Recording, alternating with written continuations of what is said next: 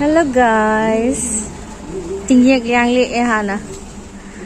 Akoi ngasidi kainoneba. Aigi birthday tae do. Kaino khara horen oina tawrani tawbudi hojikidi.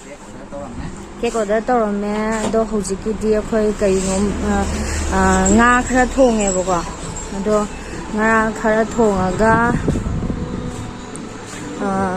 hojikidi sarani do horen ok kaika thongani aduga kaino cake macam ka ani khoi nga khara akhoi sida ayuk ki hojik nga khara thonge ado khir amaga hore sangom khir amaga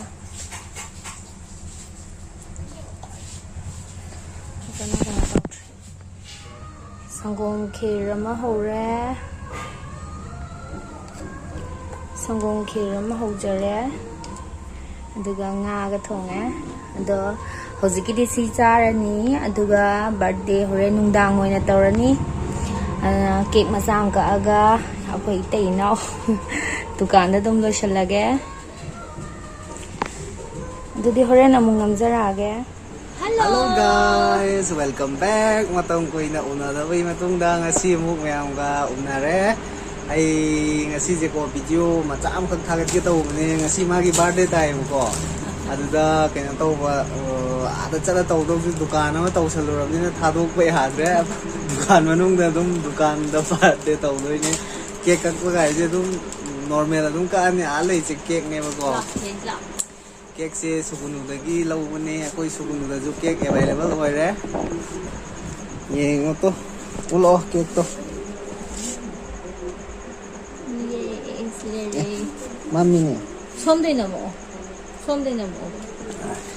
cake se mayam kena tawrage akoi dukan si leire mayam wholesale ne tawrise macha ma sum tawune mayam dum lakpio akoi dukan da Silai dukan ulak ke Silai ko dukan apa ge pot ayamba grocery ge ayamba loin tham mane dum pot grocery item Silai du cake se IDC je beer ka male du hai mai oile du cake amu lage मैं Cake silai re ha ngage khara kai ra le me ai gi ming tha ba jaga je kai ram me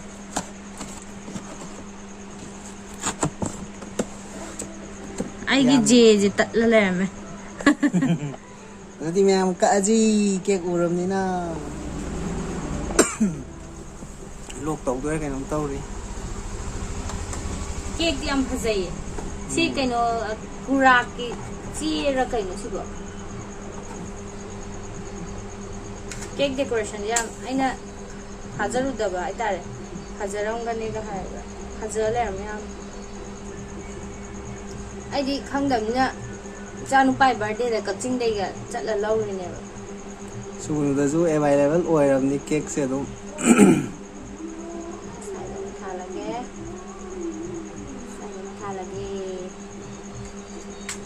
Halaga nghe cô cầm một cái nghe cô hello thôi sao happy birthday to you candle jaloy mang chai ya na mesin mane ma'am dukan lo ram pada tau ba dukan thong lo la tau ri ni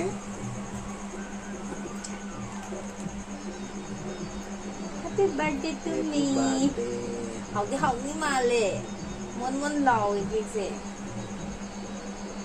cream này à mua à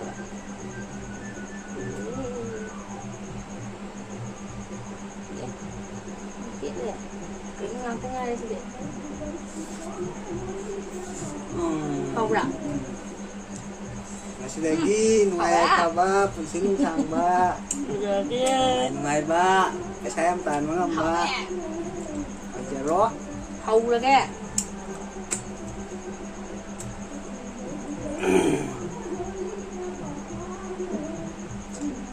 thấy làm chẳng gì khá em lâu thì nó mất tích tấu này đấy. Ê, cái nó dùng nó thùng nó tay chứ cái nó. Nên tay chân người ta đến đi. Cái cũng mang cái ngay nắp bùi à đi nè.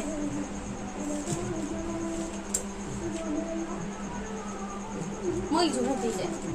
Quả. Khá em giàu.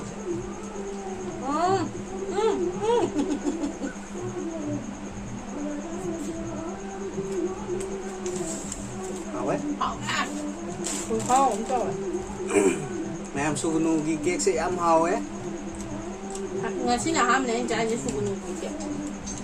Cái bài này vẫn nói uầy rồi mình. Momo em thì hỏng lên mày bà. Momo. Ở phía xí kek lo bấm được quả. Momo cái này ơi mà cháu còn khuyên mà cũng không nghe quả. Rồi em hỏng lên mày. Anh mà chơi gì đó. Có mà tôi cho thôi lại kiểu anh. Strawberry cái flavor mà lại quả. Hỏng rồi nha. Ở đây mua cái pin hợp plate Corolla. Doon loisalagi video. Dudi ma'am. Ado ma'am, dudi loisalagi. Sige na di video si loisalagi matungda video fazaba nam mangamnama tawrage akhoi si dukan ni settle daw na mo na da ang kuina changi ko. Matam phang da ba. Hauda ngai bagi ko. Ado jikti dum khara phangam ni na khara dum nam ma thaglage ma'am. Do ngasi di happy birthday hairga. Ngasi di ma'am dagi kaina na ba dum tawrase loisalagi. Sige di. Bye bye.